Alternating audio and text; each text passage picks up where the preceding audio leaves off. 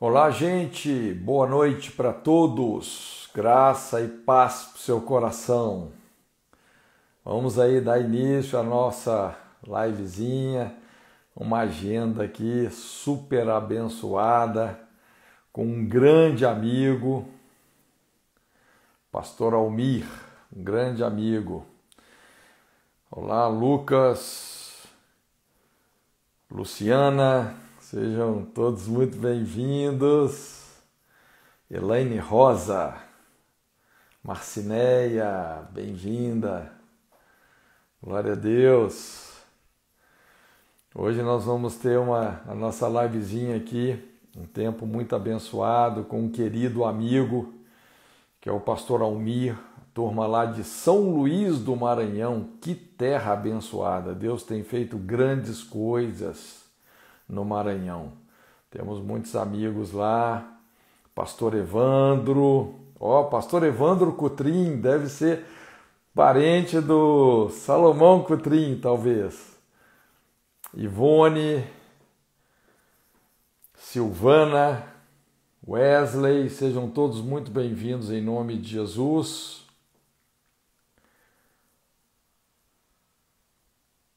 Aqui o Almir, visualizar, transmitir com o Almir. Nosso querido pastorzão já está chegando aí na área. Glória a Deus.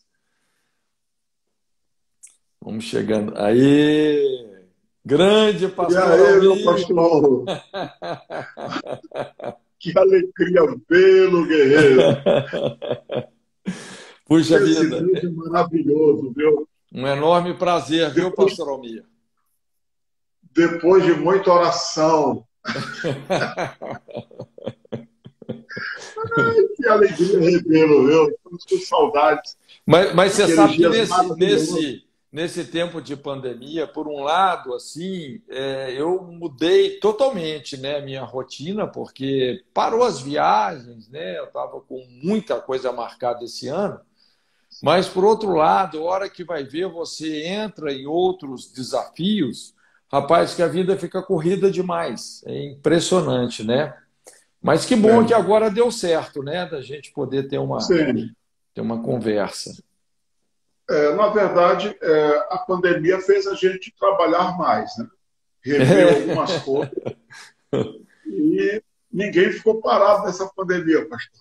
é Deus nos verdade. moveu como igreja, né? E eu tenho lhe acompanhado a nível de Brasil aí a sua presença profética nesse período que o país atravessa, né, de político, essa convulsão política, né, que está havendo no país. E eu tenho acompanhado, pastor, como é que tem sido essa experiência aí? Pois é, rapaz, assim, graças a Deus hoje, assim, acabou muito a desinformação, né? Nós vivemos submergidos na desinformação, porque a mídia tinha dono, né? As notícias sempre foram muito fabricadas. E hoje, com esse advento das redes sociais, isso foi uma libertação, acabou vamos dizer, essa ditadura da mídia. Hoje, todos nós podemos buscar fontes confiáveis e também procurar ser uma fonte confiável, né? E quando você começa a ter um contato mais de perto com a realidade, realmente o coração arde, né? Puxa vida, você percebe aí que se a gente realmente não se posicionar, não é? Nós vamos perder essa guerra de valores, essa guerra cultural, não é? Eu sempre explico para as pessoas, assim, nessa arena da política, que a minha pegada não é uma pegada partidária e tal. Lógico, eu entendo, né, é imprescindível a gente ocupar espaço, né, na política. Deus não. Veja bem, o que a gente vem até crendo, a nossa cosmovisão cristã, infelizmente, ela foi muito deformada, não é? Porque, tipo assim. É como que se Deus ficasse apenas nesse compartimento da religião 2 horas por domingo, 2 horas semanais por domingo. Mas não, Deus é o Senhor de todas as áreas, não é? ninguém tem mais compreensão de como a vida deve funcionar em todos os sentidos, não é? Então, Deus, ele é um artista por excelência, ele é um político por excelência, ele é um guerreiro por excelência, ele é o Senhor dos exércitos, não é? Deus, ele está em todas as áreas, ele tem que ter soberania em todas as áreas. Então, assim, a minha pegada muito é essa, é a gente poder trazer uma consciência para a igreja, para o corpo de Cristo, não é? E que nós precisamos de assumir uma responsabilidade de treinar pessoas que vão fazer a diferença, né? É assim que nós discipulamos uma nação, não é? Aquele velho dito, se você não se importa com o político, você vai ser governado por quem importa. E essas pessoas estão aí fazendo leis que realmente assim destroem os valores que fazem uma sociedade dar certa, né? Então a gente precisa de entrar nessa guerra aí, né? Mas tem sido uma experiência muito boa, né? Lógico, às vezes a gente é muito mal compreendido, mas faz parte, né? O pessoal às vezes voa no pescoço, bate e tal. Mata no peito e joga para a cruz. Deus deixa claro, meu pastor.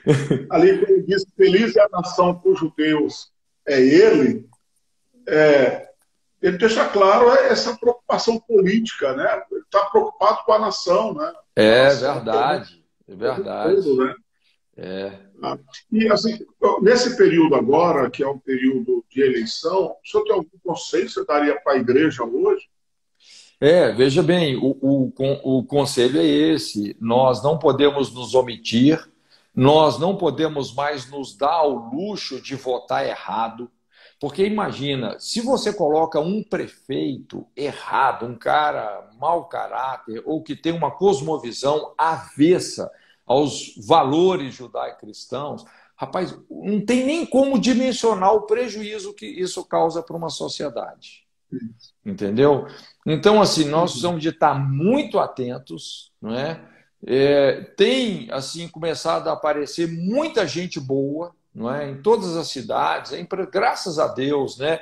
Todo esse crescimento da igreja aqui no Brasil, assim, está fazendo despontar muita gente séria, porque você sabe, né? No contexto da igreja evangélica, tem a banda podre, viu, pastor Almir?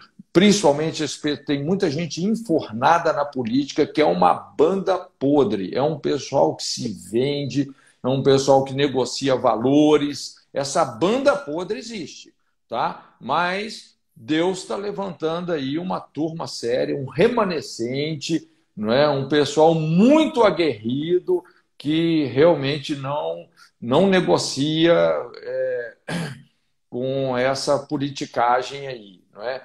Nós temos tudo, rapaz, para assim, mudar os alicerces do Brasil. Eu sempre digo, eu tenho repetido isso em muitas lives, né? Eu acredito que nós podemos protagonizar uma reforma aqui no Brasil, uma verdadeira reforma, mexer nos fundamentos da nossa nação. Lógico que nós vamos precisar de pelo menos 20 anos para isso. São os próximos 20 anos. Não é? Porque assim, essas coisas, a nível de discipular a nação, elas têm que acontecer democraticamente, não é? E tudo na democracia é mais lento, não é? Na ditadura, você muda tudo do dia para a noite. Você vê, a Venezuela mudou do dia para a noite, mas na democracia não, o processo é lento, não é? Mas nós vamos aí com muito empenho, né? Muito compromisso, a gente pode fazer uma grande diferença e realmente chegar, né, aquele dia que nós vamos olhar dentro dos olhos de Deus e prestar conta das nossas vidas, chegar aí com os feixes e apresentar realmente muito fruto, né, para Deus. Não sei. Pastor, só mudando agora um pouquinho de assunto, totalmente de assunto, a questão das EIFOS lá suspendeu agora, nesse período da pandemia, não teve mais? Não, teve sim. Graças a Deus nós suspendemos a de julho, né? Ia ter um módulo 2 também em setembro, a gente suspendeu, mas agora eu terminei o EIFOL ontem. Ontem nós terminamos, né? tinha ali uns 80 e poucos alunos, então a gente fez com a metade do contingente que normalmente a gente faz, né? Normalmente ali umas 150, 180 pessoas, tínhamos 80 e poucos alunos. Rapaz, mas foi um tempo muito abençoado, né? Foi um tempo muito precioso.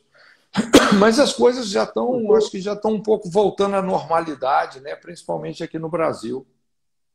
Sim, aqui já tá praticamente as atividades estão a 100% já, sem problema maior. Meu pastor, e aí, como estão as coisas? Eu queria hoje, eu pedi tanto para o senhor falar para a gente um pouco, para nós pastores, líderes de igreja, como ser um obreiro aprovado, né? E que o senhor desse uma dica aí para a gente, algumas coisas, uma palavra nessa direção. Sim, não, vamos tentar desenvolver aqui esse assunto, né? Tem esse livro, né? Inclusive com esse título, O Obreiro Aprovado. Rapaz, é um dos materiais que eu pessoalmente assim mais gosto, assim, porque tem matéria que quanto mais você ministra, mais aquilo te desafia, não é?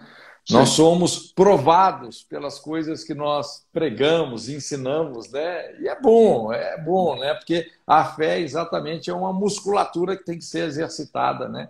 E esse conteúdo desse livro, Obreiro Aprovado, é um conteúdo que me desafia demais. Inclusive, rapaz, até coincidentemente, né? Você vê que o negócio é de Deus mesmo.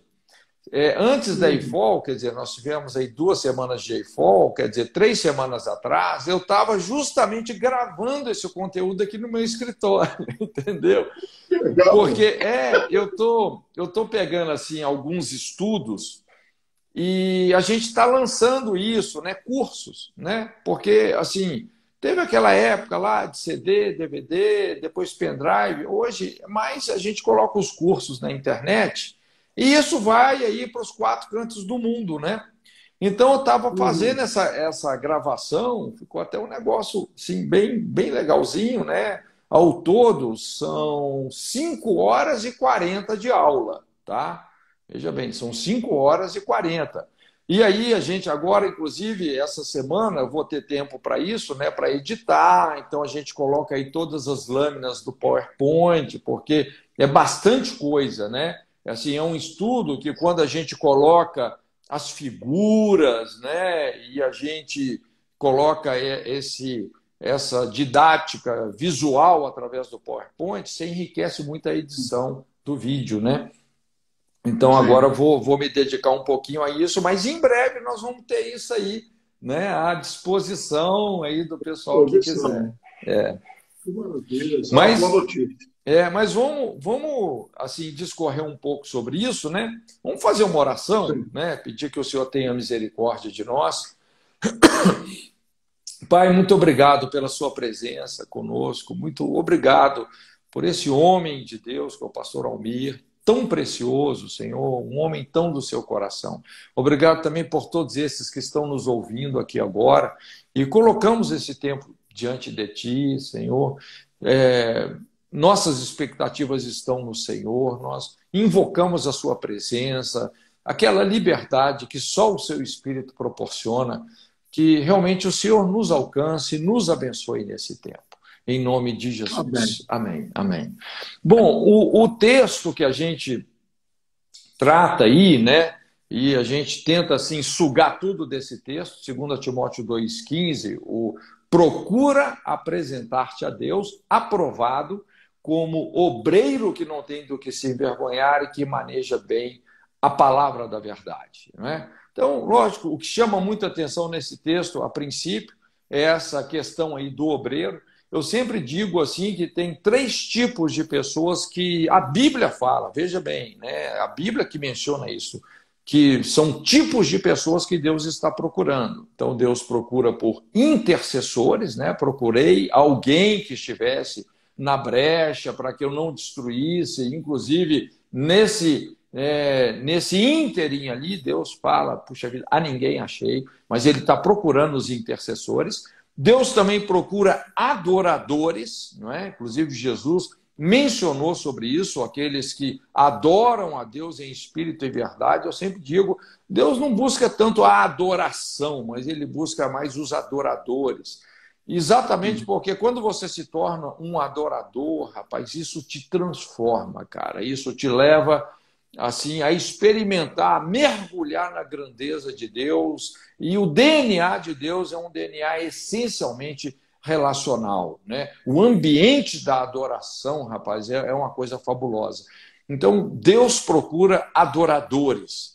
E também Jesus disse, grande é a seara e poucos são os obreiros, ou seja, Deus também está procurando obreiros, não é? E veja bem, grande realmente é a seara. Nós temos uma tarefa enorme aí quando a gente pensa nessa mensagem que Jesus consumou, a mensagem do Evangelho. Não é? Nós precisamos de levar essa mensagem a todos, não é? Não só pregar o Evangelho, mas discipular as pessoas, discipular as nações. Então, Deus está procurando, de fato, obreiros. Não é? Só que é interessante que Jesus explica também essa dinâmica, dizendo assim, né? Veja bem, tem um efeito funil no negócio. Muitos são os chamados, mas poucos são os escolhidos. Não é? Então, eu sempre, parafraseando esse versículo, eu falo assim, muitos são chamados, todos são provados, e no final, assim, né, acaba que poucos são selecionados, poucos são escolhidos. Né? Então, veja bem que tem um processo aqui. Inclusive, é interessante, né, eclesiasticamente falando, trazendo a coisa para o campo do ministério, você sabe que apenas, em média, 70% dos líderes cristãos, dos pastores evangélicos, terminam bem. Aliás, 70% terminam mal, entende? Então, é muita gente, infelizmente, é muita gente que começa bem, mas não é, ao longo dessa caminhada, desse processo, desse efeito funil, acaba, infelizmente, sendo reprovado, ficando pelo caminho. Né? Então, realmente, assim, essa mensagem é uma mensagem bem importante. Mas é interessante que quando Paulo fala aí sobre esse procura apresentar-te a Deus aprovado, como obreiro que não tem do que se vergonhar, que maneja bem a palavra da verdade, não é? Como eu disse, assim, a primeira palavra que chama muito a nossa atenção aqui é a palavra obreiro, né? A gente se preocupa muito com o fazer e tal. E, de fato, não é? Eu diria assim que esse aspecto da nossa vida é importantíssimo, o fazer, não é? Você está conectado com a sua identidade ministerial, não é? Isso dá sentido à nossa existência, né? Você ser um obreiro, né? Você procurar ser um obreiro. Só que essa palavra obreiro, se você fizer assim um exame bem cuidadoso, ela está lá no meio do versículo, né? Então, antes de Paulo, vamos dizer assim, mencionar essa palavra obreiro, ele coloca aqui, tem dois pré-requisitos. Eu falo dois pré-requisitos, né? Ele fala assim, o procura apresentar-te a Deus, que nós vamos ver isso tem uma conotação profundamente motivacional, e depois o aprovado, não é? Então, procura apresentar-te a Deus, vírgula, aprovado, aí sim, como obreiro. Tá? Como obreiro. Então, o obreiro está lá na frente. Não é? Então, vamos obedecer, porque tem uma sequência muito inteligente nesse versículo que precisa de ser discernida e obedecida. Né? Então, vamos primeiro falar sobre isso, né? Esse procura apresentar-te a Deus. É assim que o texto começa. Isso, então, fala das nossas motivações, não é? E, de fato, quando a gente pensa na obra de Deus, puxa vida, qual que é a nossa prioridade? Quais são as nossas verdadeiras motivações? Agradar a Deus ou impressionar os homens? O que realmente está nos motivando a fazer aquilo que nós estamos fazendo, não é? Então, quando a gente fala assim, procura apresentar-te a Deus, inclusive é interessante que essa palavra procura no inglês é a palavra study, que é você estudar mesmo. Entende? Isso fala de um exame profundo, minucioso, porque se você vai comparecer diante daquele que todas as coisas estão nuas e patentes diante dos olhos dele, rapaz, né? Você entrar na presença de Deus, cara, Deus não se deixa enganar por nada, por ninguém, pelos nossos estereótipos, pela nossa aparência, não é? Deus enxerga aquele lado oculto das nossas vidas que ninguém consegue enxergar, não é? Então, assim, são as nossas motivações, né? A Bíblia explica que Deus, ele pesa os espíritos, né? Veja bem, aquilo que aparentemente, humanamente, não tem peso, Deus avalia, Deus pesa, não é? Então, assim, quando Paulo fala procura apresentar-te a Deus, não é? Você tem que saber direitinho como é que você vai se mostrar para ele, não é?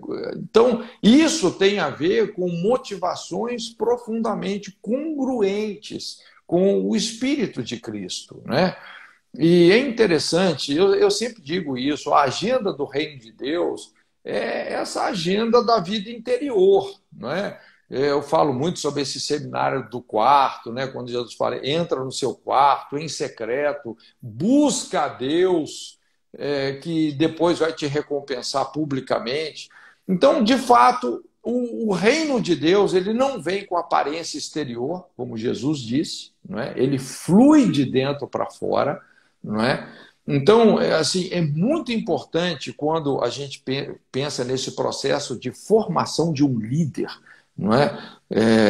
De formação de um discípulo, a gente explicar para essas pessoas como o reino de Deus funciona, não é? O aspecto motivacional, não é? Porque muitas vezes, e hoje nós estamos vivendo cada vez mais num mundo assim, um mundo de aparências, um mundo plástico, não é? Um mundo cosmético, principalmente esse mundo da internet, do Instagram, né? Nós estamos aqui no Instagram, não é verdade? Né? Onde é muito fácil a gente mostrar aqui só uma aparência sem consistência. Não é verdade? O mundo está caminhando muito nessa direção. Cara, mas isso, né?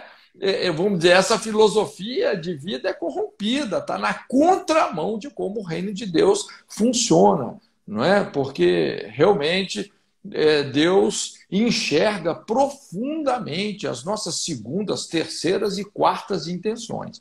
É interessante lá em 1 Samuel, né? Quando Deus fala assim para Samuel e ungir o próximo rei, ele teve que ser até um pouco cuidadoso para isso, porque Saul ainda estava governando, né?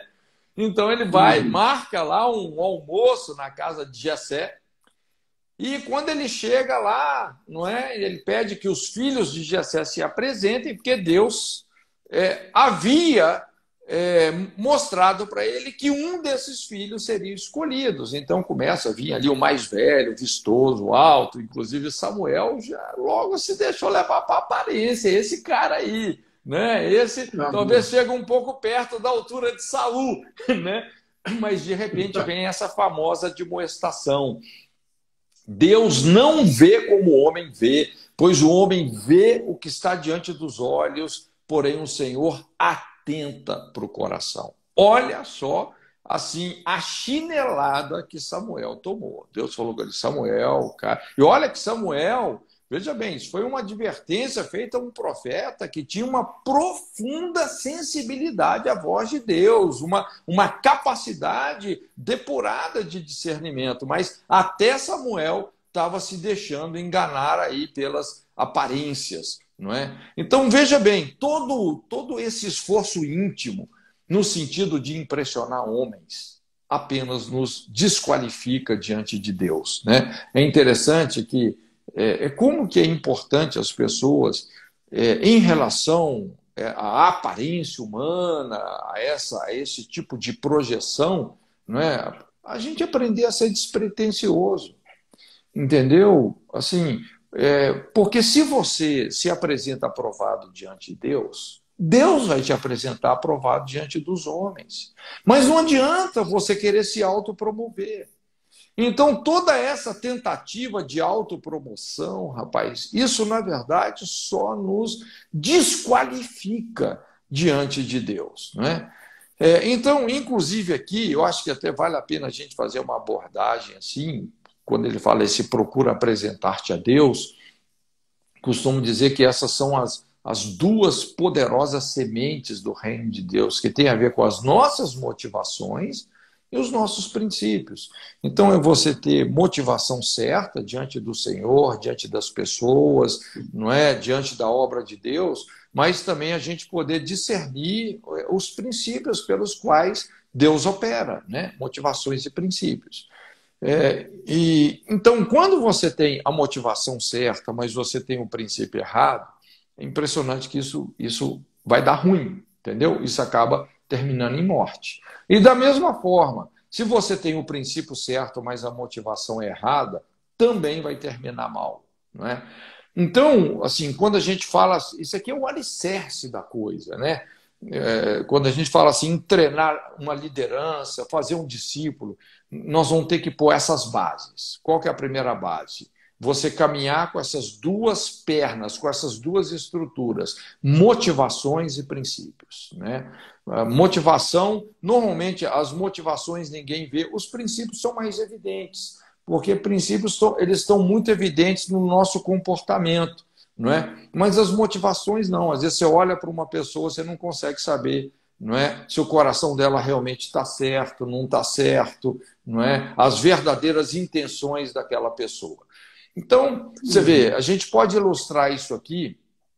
Lembra lá quando Davi estava trazendo a arca de volta para Jerusalém, né? A arca tinha sido levada cativa lá naquela guerra contra os filisteus, a própria guerra, a própria arca, né, guerreou lá contra Dagon espatifou de cara no chão, e os filisteus entregaram a arca e ela ficou na casa de Obed-edom, e agora Davi está trazendo essa arca para Jerusalém. Quer dizer, a motivação de Davi, um adorador, pensa um cara que tinha um coração certo diante de Deus, era Davi, né? Porém, ele aqui, ele usou um princípio errado, porque ele colocou essa arca ali no lombo de bois, né, num carro de bois, os bois puxando, e a gente sabe que isso não era o correto, não é?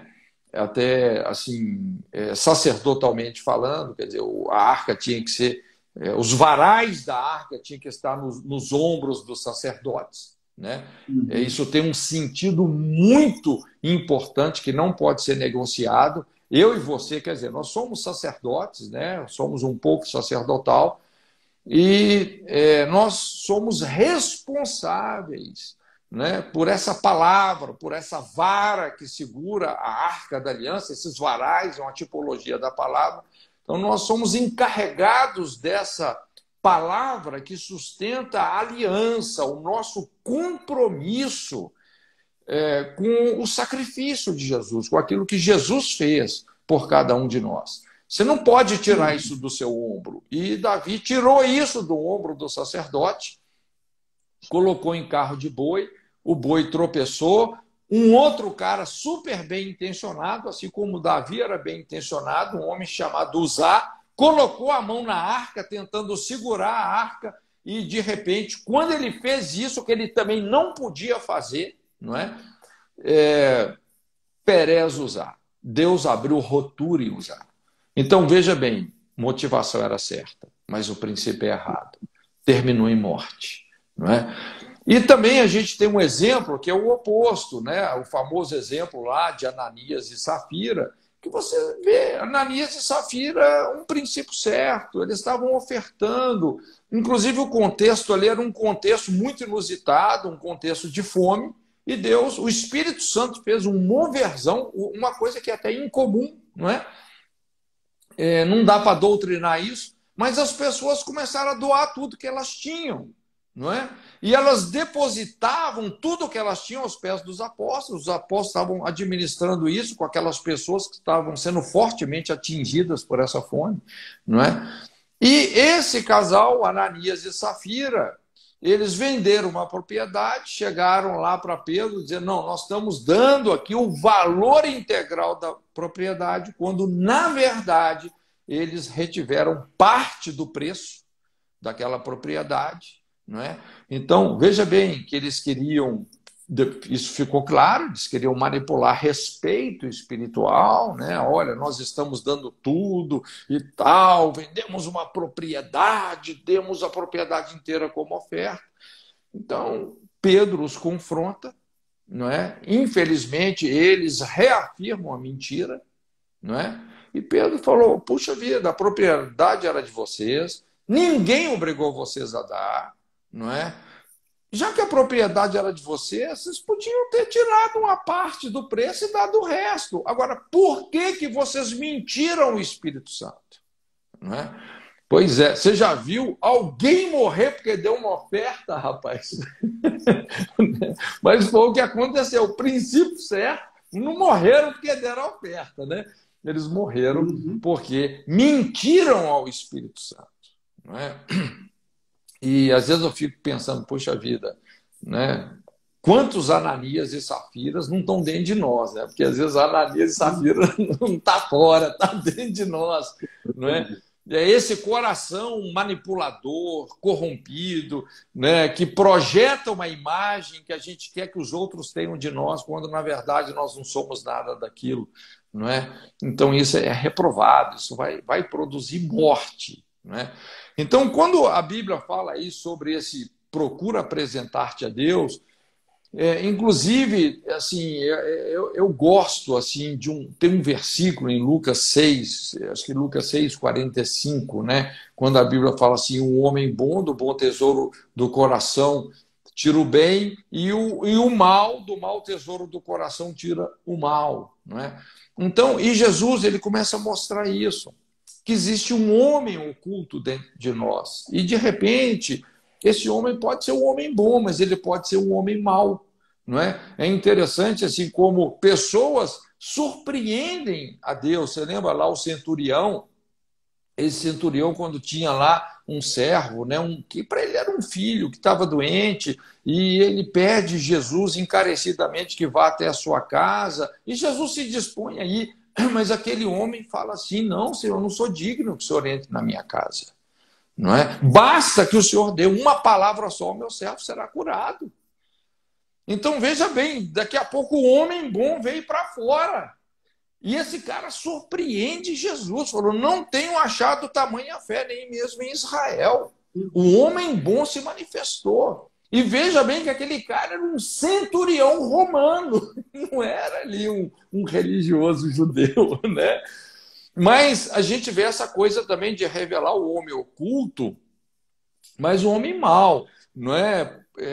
E você vê ali, pegando até o contexto da própria equipe de Jesus, né? No exemplo de Judas, não é? Quando Maria foi ungir Jesus, não é? E, inclusive, profeticamente preparando Jesus para a sua morte. Então, ela pega aquele vaso de alabastro que continha um nardo muito precioso, e rompe aquele lacre, derrama tudo sobre Jesus, num ato de profunda adoração. Né? Tem algumas pessoas que falam que esse nardo, normalmente as virgens iam ajuntando aquilo, né, para o dia das suas núpcias, e ela chega e entrega aquilo, mostrando assim a profundidade da aliança dela com Jesus. E nesse momento, o que Judas faz? Olha só como que a verdadeira adoração revela o homem mau, não é?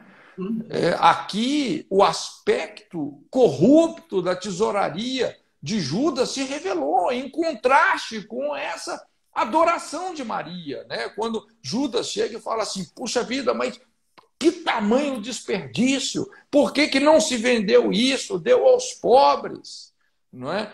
Veja bem, e depois, inclusive, você vê que o Evangelho corta fundo aí nessa motivação de Judas, explicando que quando Judas falou isso, não é porque ele tinha cuidado dos pobres, mas é porque ele cuidava da bolsa e ele roubava do que ali se depositava. Então, veja bem, o verdadeiro Judas deu as caras aqui, não é? Num momento de prova. Veja bem, por isso que é importante algumas provas, Quando aí, né, Paulo está dizendo a Timóteo, procura apresentar-te a Deus aprovado. Veja bem, tem situações que vão revelar as nossas motivações. Não é? A mesma coisa é o irmão do filho pródigo, quando o pródigo retorna ao lar. Veja bem que esse irmão do filho pródigo, ele era o filho exemplar, até o dia que esse irmão pródigo ele retorna e é recebido com uma festa. Esse cara não suportou o pai dar uma festa para o irmão que estava perdido. Então ali, esse homem oculto dá as caras. Não é? Veja bem, um cara que tinha assim, um coração de escravo, que não sabia se alegrar com a restauração de outros. Não é? Como nós também falamos aí um pouco sobre a história de Saul, né? A decadência de Saul, a história de Saul é uma história muito triste, não é? Principalmente quando chega aquele momento, né? Tem um momento ali, inclusive hoje, rapaz, eu estava meditando nesse texto que eu estou aqui em 1 Samuel, né? Mas quando as filhas de Israel, elas inventam um corinho novo, dizendo assim, Saul matou milhares, mas Davi matou dezenas de milhares. Rapaz, aí o rei endemoniou, rapaz, veja bem. O verdadeiro Saul, cheio de insegurança, inferioridade, deu as caras, não é? Então, é essa coisa aí de revelar o homem oculto, não é? E é interessante como essas coisas vão vindo à tona e mostrando realmente assim como que Deus precisa de tratar conosco, né? Então, eu sempre digo, pastor Almir, que quando a gente fala sobre a obra de Deus, não é que a gente faz a obra de Deus, lógico que a gente faz, né? Mas, essencialmente, primariamente, nós somos a obra de Deus. Nós somos. Né? Nós estamos em construção, nós somos esse barro aí nas mãos do oleiro, e é impressionante a habilidade de Deus em nos moldar. Né? Lógico que ele conta aí com essas plasticidade da matéria-prima, esse quebrantamento do nosso coração, e algumas vezes ele precisa até de quebrar o vaso e refazer, não é? Então, se tem algo também importante aí nesse texto, né? Primeiro, essa parte das nossas motivações, tá? Deus não é um Deus das aparências, como Deus falou aí para Samuel, eu não me deixo levar pela aparência, mas pela consistência. E a segunda coisa é essa palavra aprovado, né? Aprovado. Antes de você ser um obreiro, inclusive esse processo aí que muitos são chamados, mas poucos escolhidos, mostra exatamente isso, não é? Que nesse desafio realmente de sermos e fazermos a obra de Deus, vamos dizer, nós podemos ser reprovados. Então, nós vamos passar aí pelas provas. Né? Isso é um caminho, vamos dizer, nós não podemos, vamos dizer assim, criar essa possibilidade de um evangelho esvaziado de provas. Você estuda a Bíblia, de Gênesis a Apocalipse, nós vamos ver exatamente isso. Então, quando vem essa palavra aprovado, não é? Eu sempre digo, qual que é a primeira coisa que nós temos que fazer para sermos aprovados? Bom, é interessante, às vezes, em sala de aula, eu faço essa pergunta, eu falo, gente, olha, qual que é a primeira coisa que você tem que fazer para você ser aprovado por Deus? Né? Aí, às vezes, alguns falam assim, santidade, quebrantamento, humildade, né? Muitas respostas interessantes, mas que são redundantes. Então, eu explico. Não, gente, a primeira coisa que você tem que fazer para ser aprovado é a prova. Né? É a prova. Não tem como você ser aprovado, lógico que fazendo a prova, aí sim, você pode obedecer ou desobedecer. Não é? Você pode agregar um caráter de santidade a um caráter pecaminoso, quer dizer, isso daí já vai ser uma coisa secundária. Mas a primeira coisa que nós temos que fazer realmente para sermos aprovados diante de Deus é a prova. Então, se de fato nós queremos e almejamos ser um obreiro no reino de Deus, nós temos que nos matricular nessa famosa escola do Espírito Santo, essa escola do quebrantamento, né? Deus tem um currículo especial para cada um de nós e não tem jeito. Olha, com Deus vai ser assim, né? A gente precisa de ensinar isso para a liderança, né? As nossas motivações mais íntimas serão provadas, a nossa fé será provada, a nossa perseverança será provada, porque às vezes a gente andar em obediência 1 ano, 2 anos, 5 anos é uma coisa, mas você andar 30, 40, 50 é outra, não é?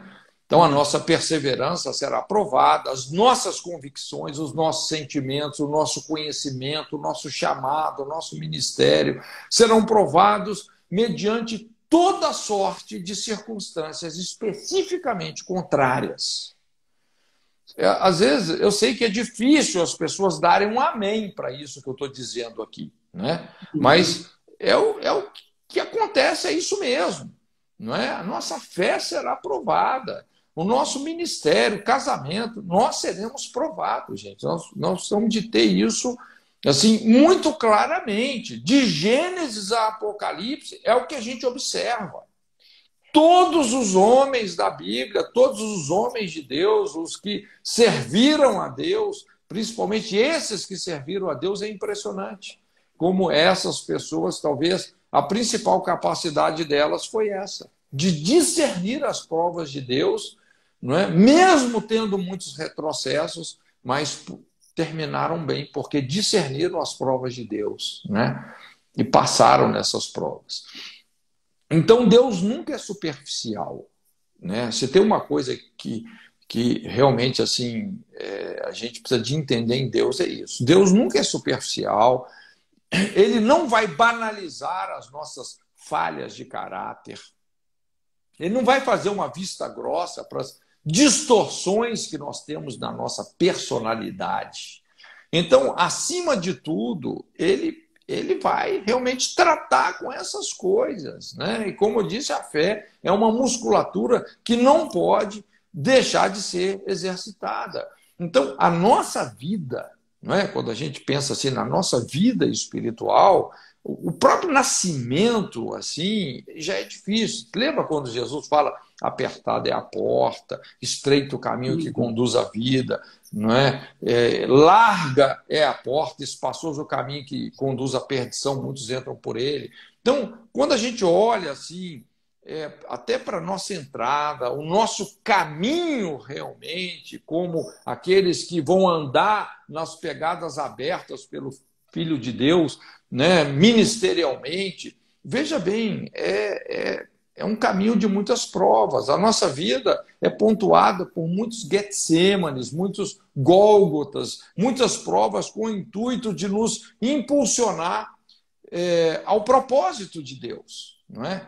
Porque é assim que nós construímos o nosso caráter, não é? As provas de Deus é que vão revelar os fundamentos da nossa vida. Não é? Jesus explica isso no final do Sermão do Monte, quando ele fala das tempestades. Jesus está dizendo: olha, as tempestades vão revelar os verdadeiros alicerces. Não é? E é por isso que Deus nos prova. Deus não edifica sobre um alicerce que não seja confiável. E para ser confiável, precisa de ser provado.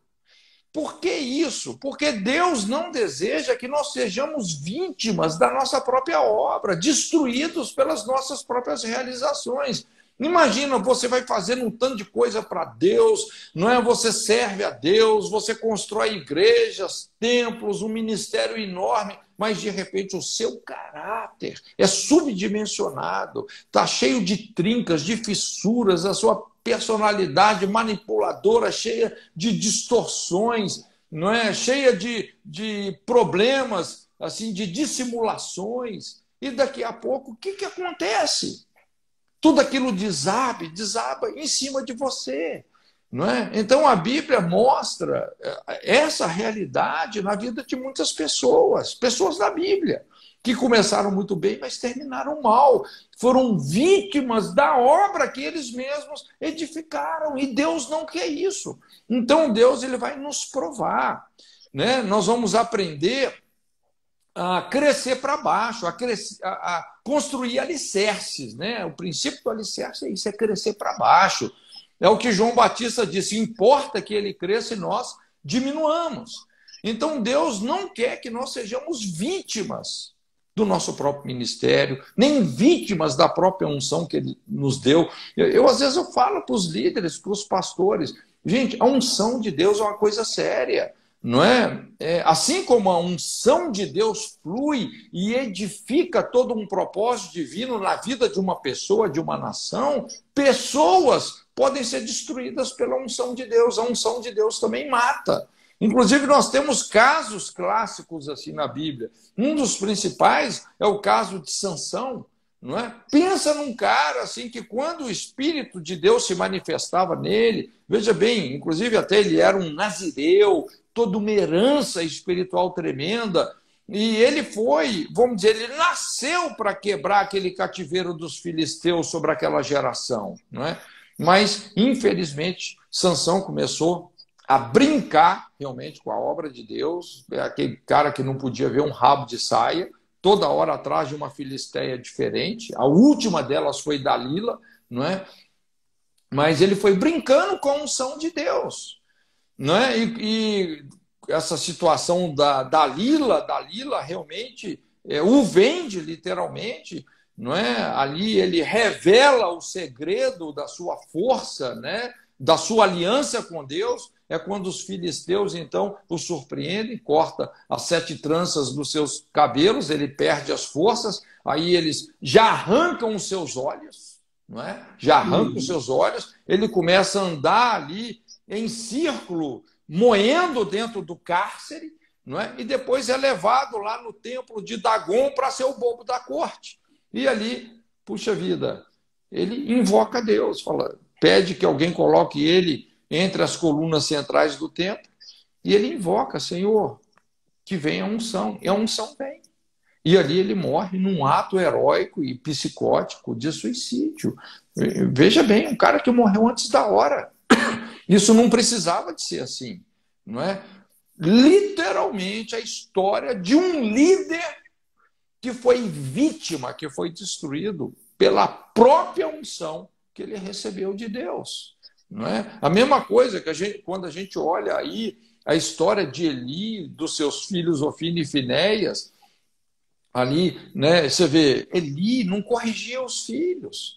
Quando o Ofni e Finéias vão enfrentar os filisteus, o que eles fazem? E o Ofni e Finéias, cara, os caras se deitavam com as mulheres à porta da tenda da congregação, roubavam das ofertas, os caras eram da pá virada. Aí, na hora de ir para a guerra contra os filisteus, o que eles fazem? Eles pegam a arca da aliança como amuleto. Veja bem, só de ter colocado a mão na arca, já tinha morrido fulminado. Esses caras aí agora usam a arca da aliança como um amuleto para ir para a guerra. E ali acontece uma tragédia, porque milhares de homens de Israel são mortos, Ofni e Finéias morrem, e o Eli cai para trás, não é? Quebra o pescoço e também morre. Não é? A gente vê uma liderança totalmente decadente. Não é? A gente tem muitos exemplos assim, o exemplo do rei Uzias, que prosperou tanto, que se tornou arrogante, conspirou contra o ofício sacerdotal. Então, o que eu quero dizer é que realmente Deus, ele vai nos provar, né? Ele vai trabalhar profundamente. Quando Paulo fala assim: procura apresentar-te a Deus aprovado, isso significa, gente, que a nossa vida, não é pontuada por prova, não é, cada fase da nossa vida tem a sua prova, né, que precisa de ser muito bem discernida, não é? A vida é feita de ciclos, é impressionante, né? Por isso que toda fase da nossa vida, assim, a gente tem que saber fechar esses ciclos com muita dignidade. Para fechar isso com dignidade, é você discernir todas essas provas que realmente estão envolvidas, né? Então, é o que Paulo explica, né? Todas essas coisas cooperam para o bem daqueles que amam a Deus, daqueles que são chamados pelo seu propósito, né? Então, é importante a gente ensinar os líderes a terem um desprendimento para enfrentar qualquer situação, não é? Encarar tudo como um acréscimo, você sabia absorver a parte boa de qualquer adversidade, sempre com um espírito de gratidão, não é? E é impressionante como isso daí nos leva realmente a uma maturidade, não é? E quando a gente pensa aqui nessa... Puxa vida, o tempo voa, hein, rapaz? Não estou de olho aqui no relógio. Falta aqui 10 minutinhos. Deixa eu só fechar aqui, porque, como disse, assim, essa palavra é uma palavra muito extensa, né? Mas eu queria dar mais essa ênfase motivacional, essa ênfase da prova. Mas eu trabalho muito aqui essa parte da prova com o conceito da derrota. E o que é a derrota? A derrota, sob essa perspectiva, eu defino como uma vida cíclica de reprovações, não é? Porque o que acontece? Quando você faz uma prova e não passa, não tem jeito, você vai ter que enfrentar aquela situação novamente. Lá na frente, num outro lugar, com outras pessoas, é impressionante como a mesma coisa se repete, não é? Você não passou na prova, você vai ter que fazer ela de novo, né? Inclusive, eu chamo isso a lei da prova. O mundo espiritual funciona assim, pastor Almir. A gente não passou na prova, vai se repetir. E o que ocorre é que essa situação, vamos dizer, de você fazer a prova e não passar, fazer a prova e não passar, fazer a prova e não passar, quer dizer, essa coisa pode se tornar uma dízima periódica, entendeu? Isso vai se repetindo, repetindo, repetindo, tanto que aí esse conceito é uma derrota. Então, você cristaliza uma derrota. E esse processo de derrota, essa vida cíclica de reprovação, isso cava fundo na nossa alma e na nossa vida espiritual. Primeiro começa a produzir um processo de descrença generalizada. Nós começamos a perder a fé em nós mesmos, né? Naquela área. Puxa vida, você já sucumbiu tantas vezes no mesmo ponto de prova que você, quando vê, você desenvolveu uma descrença generalizada. E essa descrença generalizada pode até evoluir num processo de desistência generalizada. Não é? A pessoa desiste de si mesmo. Não é? No aconselhamento, infelizmente, a gente ouve muito isso. Ah, pastor, eu não consigo perdoar. Não, não, eu não consigo enfrentar isso daqui. Uma vez eu vi um pastor amigo meu, pensa num cara assim, referência para muitos líderes, mas tinha uma área na vida dele que ele chegou e declarou assim: olha, nessa área da minha vida, eu acredito na teologia do túmulo, né, na santificação pelo túmulo. E eu falei, mas o que esse cara quer dizer? E era isso mesmo, só quando eu morrer que eu vou vencer isso. Não é? Mas a lógica aqui, inclusive desse estudo, dessa palavra de Paulo, é exatamente a gente poder construir um caráter de obediência nessas áreas que nós desenvolvemos toda uma história de fracassos. E é impressionante que quando a gente discerne, então, essas áreas de derrota, e você realmente começa, vamos dizer, a se posicionar, né, diante da presença de Deus e assumir a responsabilidade que você tem que assumir, é impressionante como a gente pode experimentar assim, um processo de destraumatização mais rápido do que a gente imagina. Não é?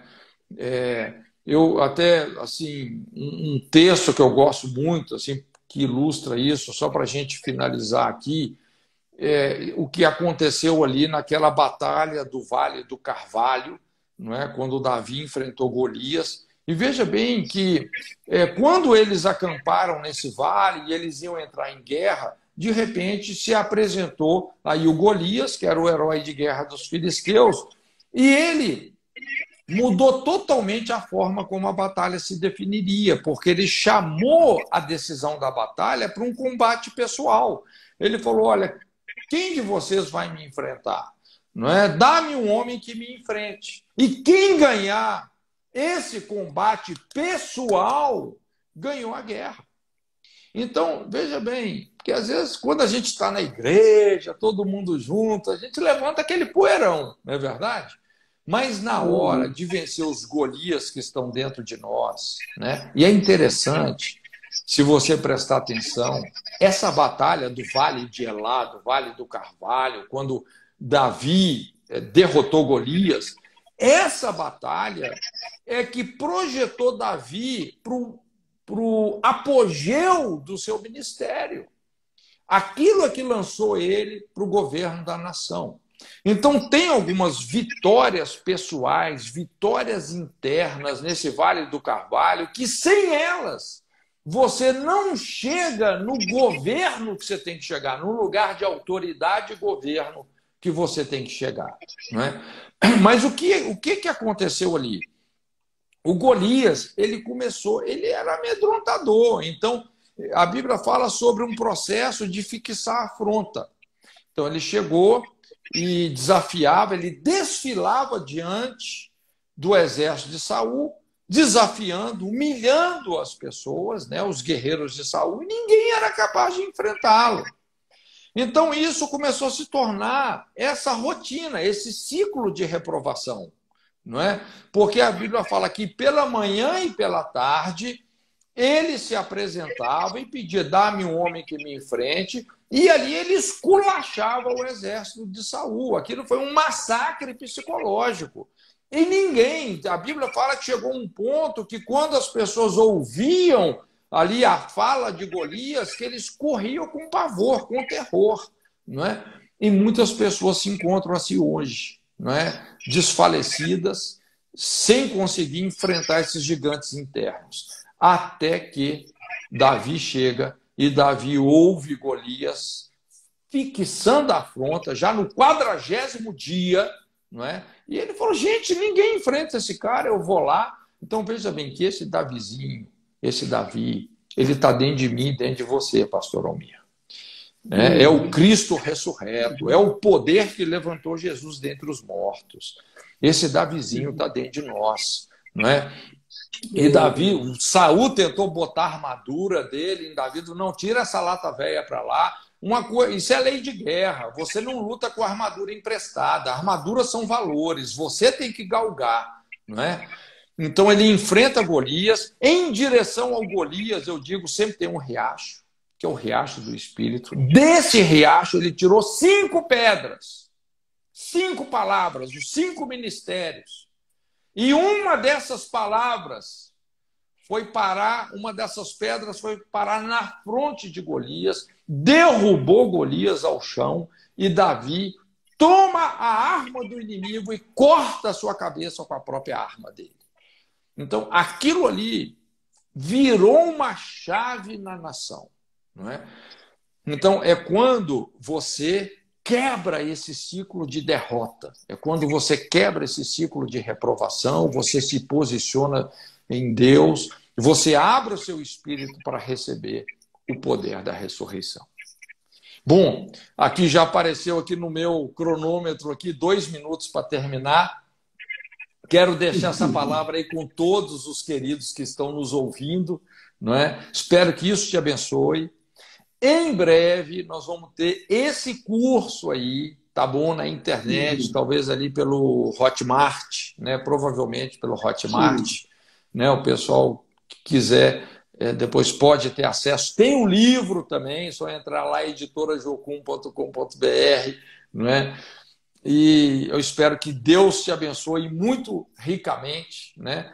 Agradeço aí, viu, pastor Almir, por esse convite, né? Que eu acho que foi tão oportuno, E passa a palavra aí para você fazer as considerações finais, nos despedir em oração. Eu só quero agradecer a sua disponibilidade. Foi muito precioso esse tempo, muito precioso.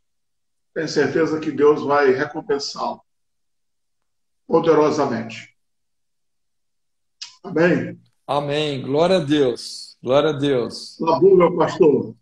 Deus nos abençoe poderosamente e obrigado aí pela presença de todos. Nós já estamos já bem no finalzinho. Tá bom? Obrigado, querido. Legal, beijo gente. No coração. Eu também quero deixar um abraço para todo mundo, especialmente o pessoal aí de São Luís, né? O pessoal do Maranhão, não sei se tem alguém de Imperatriz, a gente conhece muita gente ali em Imperatriz, muita gente preciosa aqui. O livro é O Obreiro Aprovado, tá? Tem alguém perguntando aqui. O Obreiro Aprovado, entra lá na editora Jocum, tá? Sim. Editora Jocum.